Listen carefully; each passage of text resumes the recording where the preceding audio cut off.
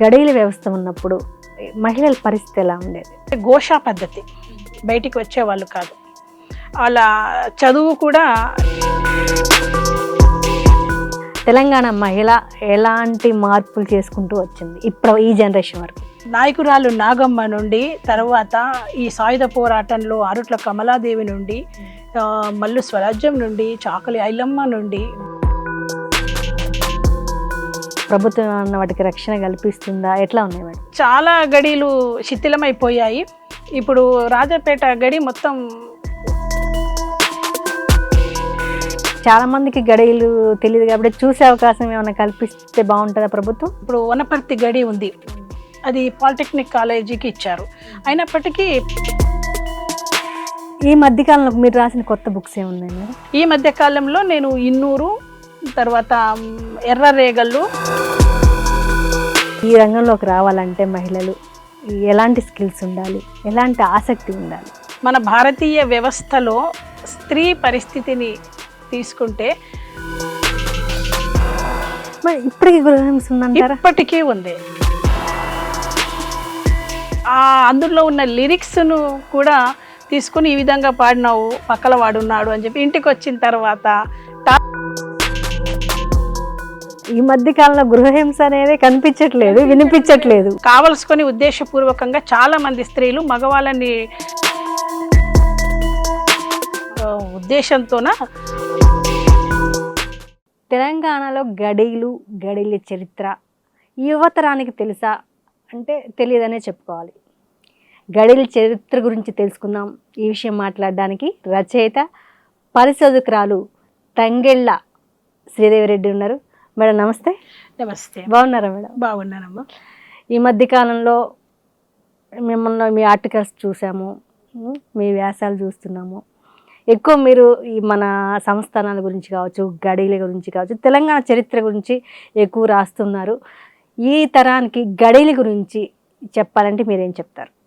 గడీల ప్రస్తావన ఖచ్చితంగా ఉండాల్సిందే. తెలంగాణ అంటేనే పోరాటాలు, ఉద్యమాలతో ముడిపడి ఉంది. వీటిలో తెలంగాణ గడీలు ఉన్నాయి. తెలంగాణ గడీలు అనేది ఈ తెలంగాణ చరిత్రకే ఒక భౌగోళిక ఆనవాలుగా మనం గమనించవచ్చు.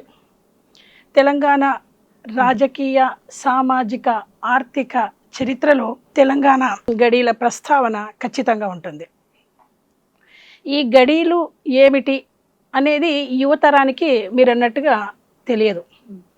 ఈ గడీలు ఎప్పుడు ఏర్పడ్డాయి, ఎవరు నిర్మించారు, వీటిని మనం కూలంకషంగా చూస్తే తెలంగాణలో గడీలను ఫలానా కాలంలో ఫలానా వాళ్ళు నిర్మించారు అని చెప్పడానికి ఖచ్చితంగా మనం ఒక నిర్ణయించిన కాలపట్టిక లేదు. తెలంగాణలో భూస్వామ్య వ్యవస్థ దశల వారీగా అభివృద్ధి చెందుతూ వచ్చినప్పుడు అవి దశల వారీగా నిర్మించబడ్డాయి. ఆ విధంగా 18, 19, 20వ శతాబ్దం, ఈ 20వ శతాబ్దం మొదటి అర్థం ఈ కాలంలో మనకు తెలంగాణలో గడీలు నిర్మించబడ్డాయి. అసలు గడీలు ఎక్కడున్నాయి, ఏమిటి అనేది కూడా మనకు ఒక చరిత్ర అవగాహన అనేది ఈ తరానికి లేదు. ఈ తెలంగాణలో మొత్తం అంటే 30కి పైగా గడీలు ఉన్నాయి. వాటిల్లో 9 పెద్ద గడీలు. అయితే ఈ తెలంగాణ నిజాం కాలంలో తెలంగాణ లోపల హైదరాబాద్ సంస్థానం పరిధిలో ఉన్నవి గడీలు, దొరలు, భూస్వాములు, దేశ్ముఖులు అంటున్నాం. అలా కాకుండా ఈ హైదరాబాద్ సంస్థానం బయట కొన్ని సంస్థానాలు మనకు నిజాంకి కట్టుబడి, కొన్ని సంస్థానాలు స్వతంత్రంగా పాలన సాగిస్తూ వచ్చాయి. అవి కూడా గడీల నిర్మాణాలే. గడి అంటే కోట అని అర్థం. అసలు ఈ గడి అనే పదం ఎక్కడి నుండి వచ్చింది అంటే సంస్కృతంలో గృధ అంటే కోట అని అర్థం, ప్రాకృతంలో గఢ అంటారు, అదే మరాఠీలో గఢ్ అంటారు. ఇప్పుడు మనకు మరాఠా ప్రాంతంలో రాయ్గఢ్ ప్రాంతాన్ని మనం చూడవచ్చు, గఢ్. అయితే ఈ 3 పదాల నుండి రూపాంతరం చెందిన పదం గడి. ఇది తెలంగాణలో అంటే ఈ గడి అనే పదాన్ని ఎక్కువగా ఈ తెలంగాణలో దొరల పాలన ఎక్కడైతే ఉంటుందో ఆ భవనాలని, ఆ భవంతుల్ని మాత్రమే మనం గడి అని పిలుస్తున్నాం. ఈ గడీలు ఎక్కడెక్కడ మనకు కనిపిస్తాయి అంటే ఈ తెలంగాణ ప్రాంతంలో విసునూరులో ఒక గడి చూడవచ్చు. తెలంగాణ సాయుధ పోరాటానికి భూ పోరాటానికి నాంది పలికిన గడి విష్ణూరు గడి. అక్కడ గడి మన నిర్మాణాన్ని చూడవచ్చు. తర్వాత ఈ సంస్థానాల కాలానికి వస్తే సంస్థానాల్లో కూడా అవి వాళ్ళ పాలనా కేంద్రాలుగా ఉపయోగించబడ్డ భవనాలను కూడా మనం గడి అంటున్నాం. ఈ మొత్తం 14 సంస్థానాలు అతిపెద్ద సంస్థానాలు. వాటికి 14 సంస్థానాల్లో 4 అతిపెద్ద సంస్థానాలు, మిగతావి చిన్న సంస్థానాలు, వాటికి అనుబంధంగా మరికొన్ని సంస్థానాలు. ఇవన్నీ కూడా పెద్ద పెద్ద కోటలు నిర్మించుకొని పాలన చేశారు. ఈ కోటల్ని కూడా మనం గడి అని చెప్పవచ్చు. ఎట్లా ఈ సంస్థానాలు ఎన్ని ఉన్నాయి మేడం తెలంగాణలో మొత్తం? తెలంగాణలో సంస్థానాలు అంటే మనము చిన్న పెద్ద సంస్థానాలు కలిసి 14 సంస్థానాలు అని చెప్పుకుంటాము. కానీ 14 సంస్థానాలు కాదు, వాటిపైన కూడా ఇప్పుడు మనము ఆత్మకూరు సంస్థానం చెప్పుకుంటే, అమరచింత ఆత్మకూరు సంస్థానం చెప్పుకుంటే అదొక పేరే మనకు వినబడుతుంది. కానీ వనపర్తి సంస్థానాన్ని తీసుకుంటే అక్కడ అనుబంధంగా గోపాల్పేట సంస్థానం, మానస్పేట సంస్థానం కనిపిస్తాయి. గద్వాల సంస్థానం తీసుకుంటే అక్కడ బోరవెల్లి సంస్థానం మళ్ళీ అనుబంధంగా కనిపిస్తుంది. అంటే కొన్నాళ్ళకి ఆ సంస్థానంలో విలీనమైపోయిన సంస్థానాలు ఇవి. ఈ గోపాల్పేట సంస్థానమేమో అన్నదమ్ముల దాయాదుల సంస్థానాలు. ఈ విధంగా అంటే చిన్న సంస్థానాలు, పెద్ద సంస్థానాలు, 4 పెద్ద సంస్థానాలు. వాటిలో అమరచింత ఆత్మకూరు, గద్వాల, తర్వాత జటపురోలు, ఈ దోమకొండ, వనపర్తి ఇవి పెద్ద సంస్థానాలు. ఇక మిగతావి రాజాపేట సంస్థానం తీసుకుంటే అది కూడా 2 భాగాలుగా మనకు కనిపిస్తుంది. నారాయణపురం సంస్థానం, రాజాపేట సంస్థానం. ఆ విధంగా సంస్థానాలు వేరు, గడీలు వేరు. అవును. తెలంగాణ ఉద్యమంలో గడీల పాత్ర ఉందంటారా? గడీల నుండే పోరాటం ప్రారంభమయ్యింది. సాయుధ పోరాటం ప్రారంభమయ్యిందే గడీలలో ఉన్న నిరంకుశత్వం, గడీలలో ఉన్న వెట్టి చాకిరి, గడీలలో ఉన్న అణిచివేత. ఈ కారణంగానే మనకు తెలంగాణలో సాయుధ పోరాటం ప్రారంభమైంది. ఈ పోరాటాన్ని మనము కేవలం గడీల నుండి ప్రారంభమయ్యింది కాబట్టి ఈ గడీలు అనే అంశాన్ని మనం 2 కోణాల్లో మనం చూడవచ్చు. మొదటిది, ప్రజలు పోరాటం చేశారు. ఆ ప్రజల్ని నడిపించింది ఎవరు? గడీల నుండి వచ్చిన దొరలే. భీమిరెడ్డి నరసింహారెడ్డి, రావి నారాయణ రెడ్డి, తర్వాత గంగసాని తిరుమల రెడ్డి, రేణికుంట రామరెడ్డి, వీళ్ళంతా కూడా దొరస్వామ్యం నుండి వచ్చిన వాళ్ళే. ప్రజల మనుషులుగా ప్రజల అణచివేత నుండి విముక్తి కలిగించడం కోసం వీళ్ళు ఎక్కడైతే దోపిడీ జరుగుతుందో ఆ గడీలకు వ్యతిరేకంగా పోరాటం ప్రారంభించారు. ఒక్క మాటలో చెప్పాలి అంటే మట్టి మనుషుల్ని మారణాయుధాలుగా మార్చిన దొరలు ఈ భీమిరెడ్డి నరసింహారెడ్డి తదితరులు. తర్వాత ఆరుట్ల రామచంద్రారెడ్డి, వారి భార్య ఆరుట్ల కమలాదేవి గారు, వీళ్ళంతా ప్రాణాలకు తెగించి సాయుధ పోరాటంలో ముందుకు వెళ్ళి నిజాం వ్యతిరేక పోరాటాన్ని, ఈ కొన్ని గడియల్లో జరుగుతున్న నిరంకుశత్వాన్ని, భూస్వామ్య వ్యవస్థను అణచివేయడానికి ప్రయత్నం చేశారు. తర్వాత పోరాటం తర్వాత భూస్వామ్య వ్యవస్థను, భూస్వామ్య అధికారాలను ఎవరైతే వద్దనుకున్నారో వీళ్ళు భూదానాలు కూడా చేసి ఈ కొమ్మిడి నరసింహారెడ్డి, రావి నారాయణ రెడ్డి లాంటి వాళ్ళు 100 ఎకరాలు భూమిని పేదలకు పంచిపెట్టి తమ ఉదారతని చాటుకున్నారు. మీరు చరిత్ర పరిశోధకురాలు, ఎట్లా గడీల ఫ్యామిలీస్ని కలిసారని అంటూ ఉన్నారు. ఎట్లా ఎవరెవరిని కలిసారు మేడం? ప్రజెంట్ ఉన్నారా గడీల ఫ్యామిలీస్? ఉన్నారు. అన్ని గడీలు అంటే కొన్ని, ఇప్పుడు మనము రాజాపేట సంస్థానం, నారాయణపురం సంస్థానం అన్నాం. వాళ్ళు అంటే కొందరు అంటే మనకు అందుబాటులో లేకుండా పోయారు. తర్వాత ఇప్పుడు మనం సంస్థానాలు, గడీలు వేరు అయినప్పటికీ మనం గడీలు ఒక కోట నిర్మాణం కాబట్టి ఎవరెవరిని కలిసాము అంటే మా ఆత్మకూరు సంస్థానాన్ని తీసుకుంటే వాళ్ళు రెగ్యులర్గా అంటే మా ఊర్లో జరిగే అన్ని కార్యక్రమాలకు వస్తుంటారు. ఇక గడీల గురించి అంటే గతంలో నేను విష్ణు రామచంద్రారెడ్డి గడి గురించి రాయడం జరిగింది. కానీ కొందరు తప్పుగా అర్థం చేసుకున్నారు. రామచంద్రారెడ్డిని అంటే ఆయన సమర్థిస్తూ నేను రాయలేదు. కేవలం అంటే నాణ్యానికి 2వ వైపు అని చెప్పి అక్కడ ఉన్న కొన్ని విషయాలను అంటే పోరాటంలో ఒక పోరాటం అన్నాక, చరిత్ర అన్నాక చారిత్రక తప్పిదాలు కూడా ఉంటాయి. వాటిని విశ్లేషిస్తూ మాత్రమే రాశాను. కానీ ప్రజలకు వ్యతిరేకంగా నేను రాయలేదు. వాళ్ళ కుటుంబాన్ని నేను రాసేటప్పుడు వాళ్ళ కుటుంబాన్ని నేను కలిశాను.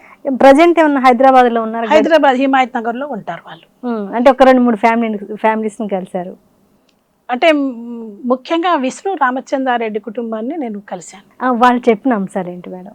వాళ్ళు చెప్పిన అంశాలు అంటే ఎవరికి ఇప్పుడు వాళ్ళు కూడా సమర్థించుకునే ప్రయత్నం చేయలేదు. ఈ చరిత్రలో తను విలన్గా చిత్రీకరించబడ్డాడు కాబట్టి ఆయన చేసిన కొన్ని మంచి పనులు చెప్పారు. ఇప్పుడు గడియల వ్యవస్థ పోయిన తర్వాత ఎట్లా వాళ్ళకున్న అసెట్స్ కావచ్చు అన్ని ప్రజలే తీసుకున్నారు, లేక చెల్లాచెదరైపోయి ఎట్లా అయింది మేడం? గడీలు అంటే ఇప్పుడు తెలంగాణ హెరిటేజ్ అనేది ఒక సంస్థ ఈ పురావస్తు అధ్యయనం కోసం, చారిత్రక సాంస్కృతిక వారసత్వం కోసం గడీలను సంరక్షిస్తూ వస్తున్నది. అయితే విసునూరు గడి మాత్రం వాళ్ళ కుటుంబ ఆధీనంలోనే ఉంది. కానీ చాలా గడీలు శిథిలావస్థకు ఉన్నప్పుడు ఇప్పుడు సిర్నాపల్లి గడి ఉంది. ఆ గడి వారసులు ఉన్నప్పటికీ అది తెలంగాణ ప్రభుత్వం సంరక్షణలో, అది హెరిటేజ్ సంరక్షణలో కొనసాగుతుంది. గడియల వ్యవస్థలో చాలా అరాచకాలు ఉన్నాయని మనందరూ తెలిసిన విషయం. మీకు తెలిసిన అరాచకాలు ఏంటి? ఉన్నాయి. ఎక్కడైనా అంటే మంచి చెడు అనేది ఎక్కడైనా ఉంటుంది. ఏ కాలంలో అయినా మంచి చెడు ఖచ్చితంగా ఉంటుంది. గడీలల్లో కూడా, అంటే అన్ని గడీలల్లో కాదు, కొన్ని గడిలే ఎవరైతే ప్రజలకు ఆమోదం కాలేదో, ప్రజలు ఎవరికైతే ఎదురు తిరిగారో అటువంటి గడీలలో అణిచివేత, భూస్వామ్య పద్ధతిలో ఉన్న దోపిడీ అవి జరిగాయి, ఖచ్చితంగా జరిగాయి అని చెప్తాను నేను. ఇట్లా నిజాం వీళ్ళకి సపోర్ట్ చేశారా మేడం గడి వ్యవస్థకి? నిజాం సపోర్టుగా అంటే పరస్పర సహకారం. నిజాం తను పరిపాలన, తన అధికారం కొనసాగాలి అంటే ఇప్పటి రాజకీయ వ్యవస్థను తీసుకుంటే ఒక ముఖ్యమంత్రి సజావుగా సాగాలి అంటే కింద మంత్రులు, ఎమ్మెల్యేలు, గ్రామస్థాయి నాయకులు కూడా సపోర్ట్ వాళ్ళకు అవసరం రాజకీయంగా. ఆ రోజుల్లో కూడా అంతే, రాచరిక వ్యవస్థలో కూడా ఒక రాజు కొనసాగాలి, సజావుగా కొనసాగాలి అంటే ఆయన కింద ఉన్న వ్యవస్థ ఆయనకు అనుకూలంగా ఉండాలి. అనుకూలంగా ఉన్న వాళ్ళలో కొందరు సంస్థానాధీశులు ఉన్నారు, కొందరు గడీల నుండి వచ్చిన దొరలు, భూస్వాములు, దేశ్ముఖులు ఉన్నారు. అయితే ఈ దేశ్ముఖుల గురించి కూడా మనం చెప్పుకోవాలి. ఈ దేశ్ముఖులు ఎవరు, ఎక్కడి నుండి వచ్చారు, వాళ్ళకి ఆ పేరు ఎట్లా వచ్చింది అంటే, ఈ దేశ్ముఖ్ అనేది మన గోల్కొండ రాజులకు పూర్వం నుండి కూడా పన్నులు వసూలు చేసే ఒక ఉన్నత ఉద్యోగి సర్దేశ్ముఖులు అనేవాళ్ళు. వాళ్ళే కాలక్రమంలో భూస్వాములుగా ఎదిగి దొరలుగా పిలిపించుకున్నారు. మీరు పరిశోధన చేసే క్రమంలో మీకు నచ్చిన అంశం ఏది, మిమ్మల్ని బాధ పెట్టిన అంశం ఏది ఈ చరిత్ర గురించి? చరిత్రలో కొందరు గొప్ప వాళ్ళు ఉంటారు, కానీ వాళ్ళ జీవితంలో చాలా బాధలు ఉంటాయి. అటువంటి వాళ్ళు ఒక్కరుగా చాలా మందిని చూశాను. అంటే వాళ్ళు ప్రజల మనుషులుగా ఎదిగి ఉంటారు, వాళ్ళ జీవితంలో కన్నీళ్ళు ఉంటాయి. అది ఒక్క విషయం బాధ అని కాదు, చాలా విషయాలు బాధను కలిగించాయి. సాయుధ పోరాట కాలం తీసుకుంటే అక్కడ వాళ్ళు చిన్న పిల్లల్ని వదిలిపెట్టి వాళ్ళు పోరాటంలోకి వెళ్ళారు. స్త్రీలు, ఆరుట్ల కమలాదేవి, ఇందిరాదేవి, వీళ్ళంతా కూడా చిన్నపిల్లల్ని వదిలిపెట్టి. అట్లా సాయుధ పోరాటంలో ఒక సంఘటనలో ఈ సాయుధ పోరాటం రజాకర్లు వస్తున్నారని తెలిసి అక్కడ అడవుల్లో ఉండే లంబాడి వాళ్ళకి, రోడ్డు వెంబడి వెళ్తున్న లంబాడి వాళ్ళకి పిల్లను ఇచ్చేసి వాళ్ళు వెళ్ళిపోయింది. ఆమె ఒక పోరాట వీరనారి.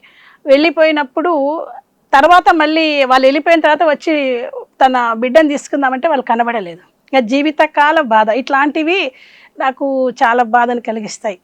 మీరు చాలా బుక్స్ రాశారు, మీరు పాటలు కూడా రాస్తారు. మీకు నచ్చిన బుక్, మీకు నచ్చిన పాట?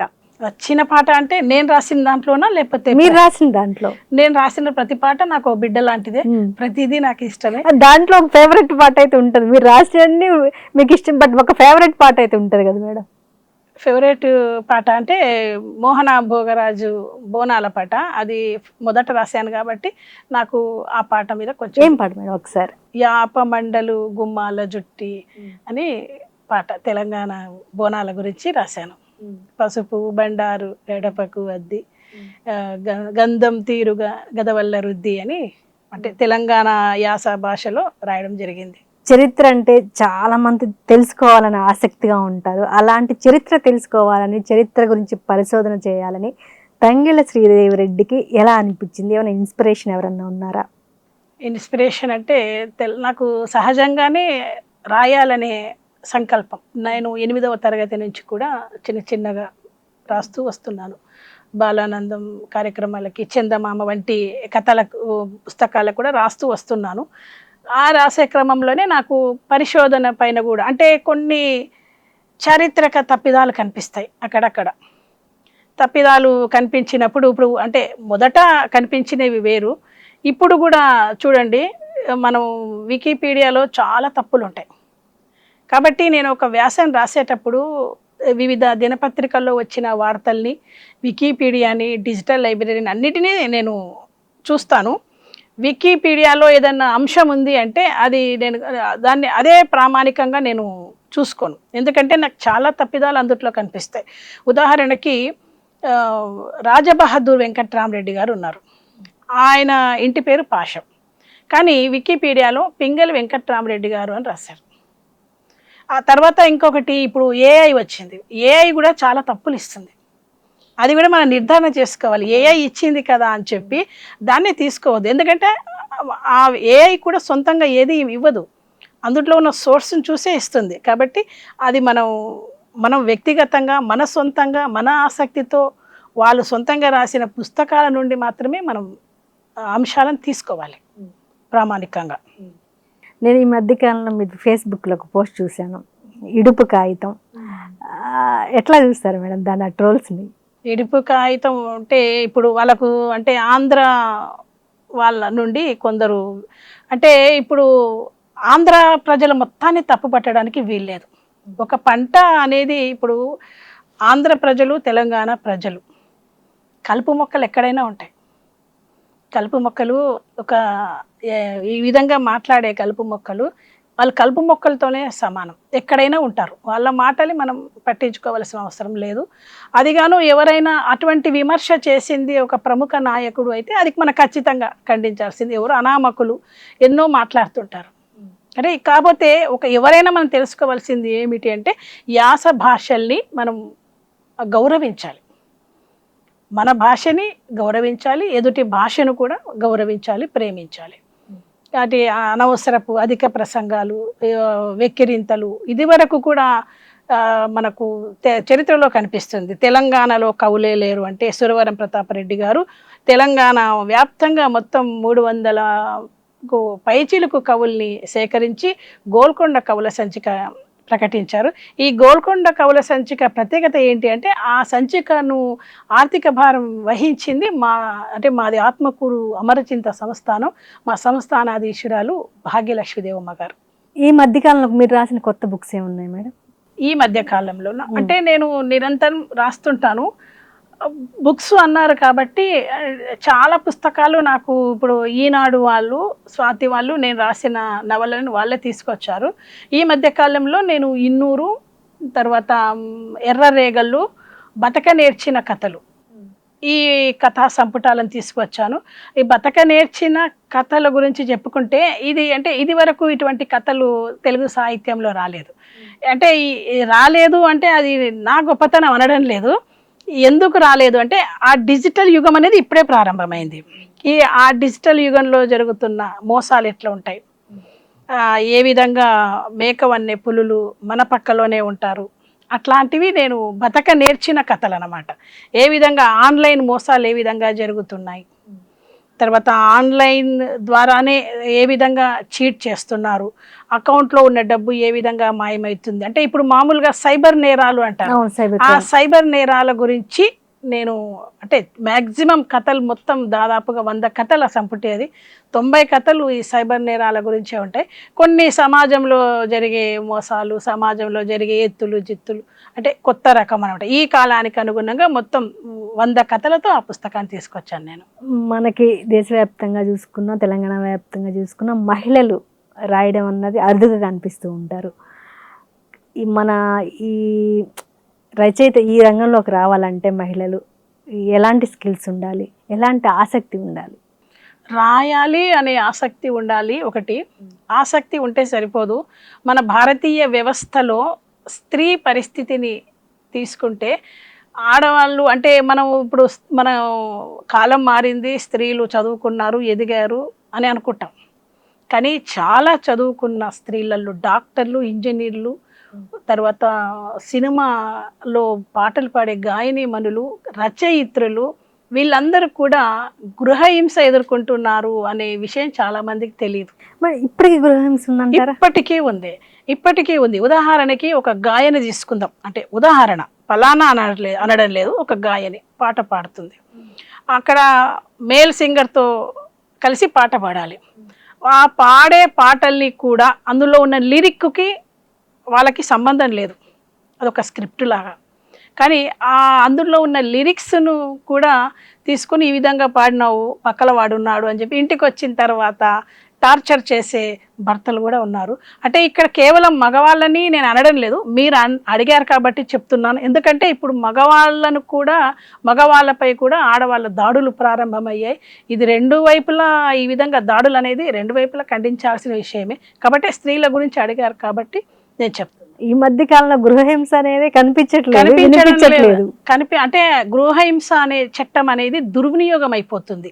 కావలసుకొని ఉద్దేశపూర్వకంగా చాలా మంది స్త్రీలు మగవాళ్ళని భర్తల్ని వేధించాలి అనే ఒక ఉద్దేశంతోన గృహహింసలు పెడుతున్నారు. కాబట్టి అది సాక్ష్యాలతో ఉండాలి అని చెప్పి ఆ చట్టాన్ని చాలా వరకు దుర్వినియోగం చేస్తున్నారని చెప్పి ప్రభుత్వమే దానిపైన కొన్ని కఠినమైన పద్ధతులు పెట్టినందుకు అది తగ్గిపోయింది. కానీ ఇండ్లల్లో తీసుకుంటే చాలామంది ఇప్పటికీ కూడా బయటికి రాలేకపోతున్నారు. ఇది మా కుటుంబ పద్ధతి కాదు అని చెప్పి అణిచివేస్తున్నారు. అంటే ప్రతిభ ఉన్న ఆడవాళ్ళు కూడా చాలామంది అణిచివేయబడుతున్నారు.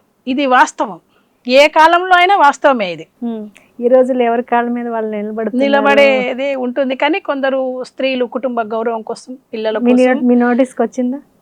వస్తారు నాకు. ఎందుకంటే చాలామంది మంచి ఎడ్యుకేటెడ్ ఉన్న వాళ్ళే నాకు ఫోన్ చేసి ఇట్లా మేడం ఇట్లా ఏంటి అని నాతో మాట్లాడతారు కాబట్టి నాకు తెలుసు. మళ్ళీ ఒకసారి గడియల దగ్గరికి వెళ్దాం మేడం. గడియల వ్యవస్థ ఉన్నప్పుడు మహిళల పరిస్థితి ఎలా ఉండేది? గడియల వ్యవస్థ ఉన్నప్పుడు మహిళల పరిస్థితి అంటే మనము దొరసానులు, రాణులు, మహారాణులు అని చదువుకుంటాం. కానీ వాళ్ళు గడియలలో ఏ విధంగా ఉండేవాళ్ళు అంటే ఘోషా పద్ధతి, బయటికి వచ్చేవాళ్ళు కాదు. వాళ్ళ చదువు కూడా ఇంటికి వచ్చి చదువు నేర్పించేవాడు. ఇప్పుడు మల్లు స్వరాజ్యం గారు రాసుకున్నారు వాళ్ళ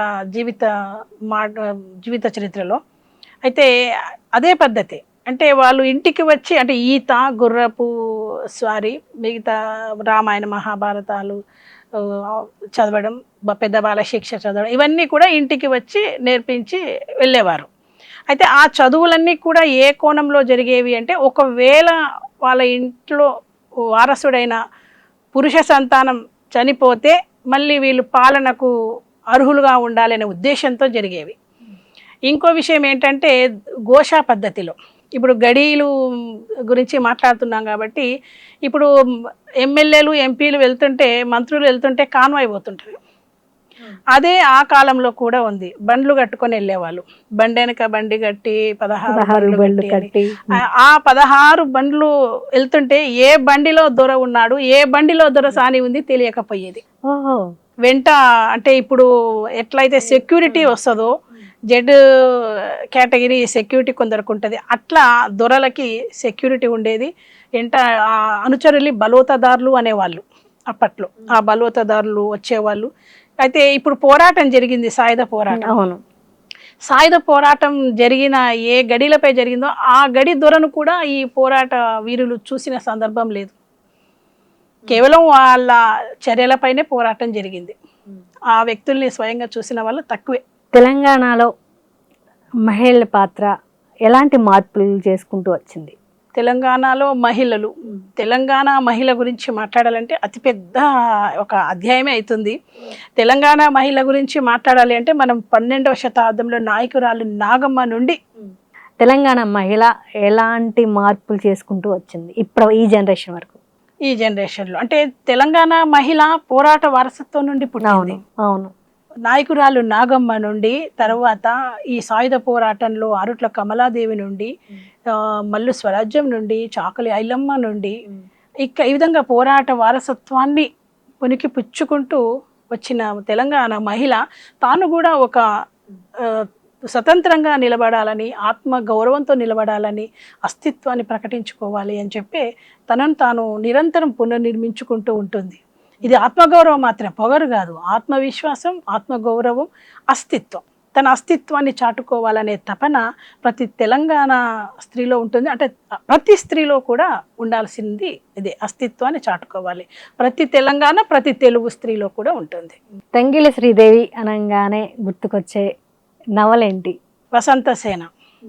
ఇది వసంతసేన నవల రాశాను, కాకపోతే నేను సగభాగం మాత్రమే ప్రకటించాను పాఠకుల కోసం. ఎందుకోసం అంటే ఇది మనకు వెబ్ సిరీస్ కోసం తీసుకొని కథను కొంచెం మార్చేశారు. దాంతో ఆ కథకి ఈ కథకి పొంతన లేకుండా పోయింది. సాయుధ పోరాట నేపథ్యంలో వచ్చింది. ఇది నేను మళ్ళీ రీరైట్ చేశాను. సాయుధ పోరాటంలో వచ్చింది, మరి వసంత సేన అని పెట్టారు. వసంతసేన అనేది అందుట్లో కథానాయిక పేరు. ఓకే. చాలా మంది అంటారు ఆ కాలంలో ఈ పేర్లని. ఆ కాలంలో కూడా అంటే చూస్తాను కదా, ఒక 70-80 ఏళ్ళ వయసున్న స్త్రీల పేరు కూడా, అంటే నేను అక్కడ మా పల్లెల్లో చూసిన పేర్లు సౌందర్య, శృతకీర్తి, అంటే ఆ కుటుంబాన్ని బట్టి అనమాట. అప్పట్లోనే 80 ఏళ్ళ మహిళ పేరు శృతికీర్తి. ఇప్పుడు కూడా శృతికీర్తి, సౌందర్య. అంటే ఆ పేర్లు వాళ్ళు ఎట్లా పెట్టారంటే ఈ దేవతా పుస్తకాలు ఉంటాయి కదా, దేవతా నామాలుగా తీసుకొని పెట్టారనమాట. అంటే ఆధునికం అనే ఉద్దేశంతోన కాదు, దేవతామూర్తుల పేరు వాళ్ళు దేవతల సహస్రనామాల్లోంచి తీసుకొని పెట్టిన పేర్లు అవి. ప్రజెంట్ మేడం ఏంటి గడియలు ఎట్లా ఉన్నాయి? ప్రభుత్వం వాటికి రక్షణ కల్పిస్తుందా? ఎట్లా ఉన్నాయి మేడం? ఉన్నాయి గడియలు, అంటే శిథిలావస్థలో ఉన్నాయి. చాలా గడియలు శిథిలమైపోయాయి. ఇప్పుడు రాజాపేట గడి మొత్తం శిథిలమైపోయినప్పటికీ ఆనవాళ్ళు ఉన్నాయి. ఆ ఆనవాళ్ళు చారిత్రక వారసత్వాలు.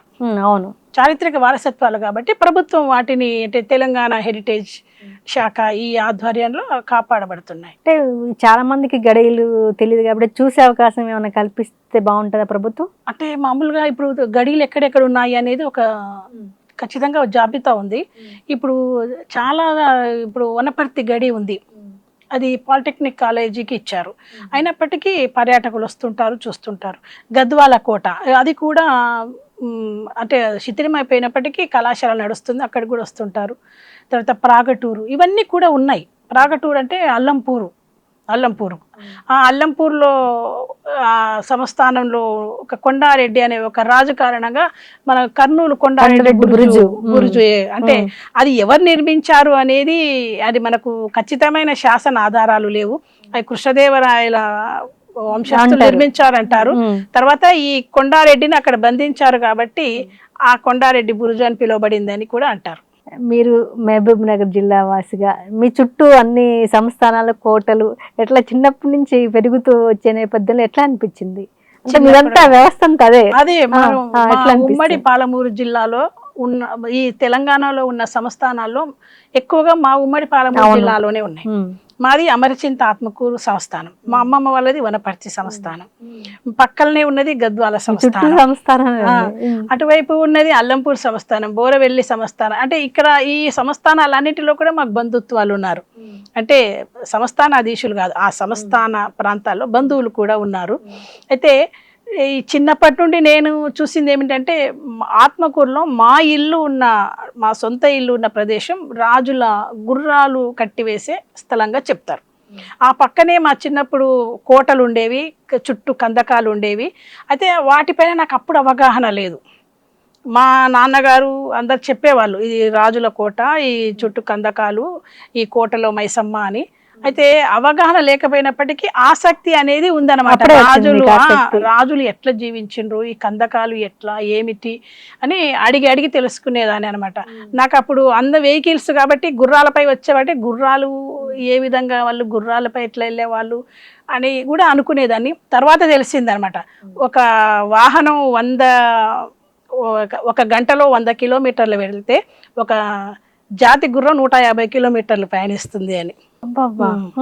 వెహికల్ కంటే స్పీడ్ గా జాతి గుర్రాలు కాదు, జాతి గుర్రాలు వెహికల్ కంటే అంటే 50 కిలోమీటర్లు ఎక్కువగానే ప్రయాణం చేస్తుంది అని. అంటే ఆ విధంగా ఆసక్తితో నేను తెలుసుకున్న అంశాలు. మీకు చిన్నప్పుడే ఈ రచన పట్ల ఆసక్తి మీ చుట్టూ ఉన్న ఇది మీకు అంటే మీ చుట్టూ ఈ కోటలు ఇవన్నీ ఉన్నాయి కాబట్టి అలా మీకు ఆసక్తి వచ్చిందంటారా? అది ఒకటి. తర్వాత మా నాన్నగారి మేనత్తలు రాణి దగ్గర ఉండేవాళ్ళు అనమాట.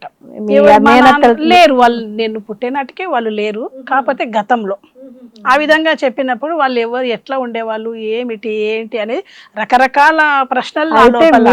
మీకు మీ ఫ్యామిలీకి రాజుల కుటుంబానికి చాలా దగ్గర పరిచయాలు అంటే మీకు చాలా విషయాలు తెలిసే ఉంటాయి. అయితే వాళ్ళు ఎలా ఉంటారు ఏంటి అంటే వాళ్ళ జీవన శైలి, రాణుల జీవన శైలి ఏమిటి అనేది, అంటే మాకు బంధుత్వం లేదు కానీ స్నేహపూర్వకమైన సంబంధాలు ఏ విధంగా ఉంటాయి అనేది అంటే చెప్పగా నేను విన్నాను అన్నమాట.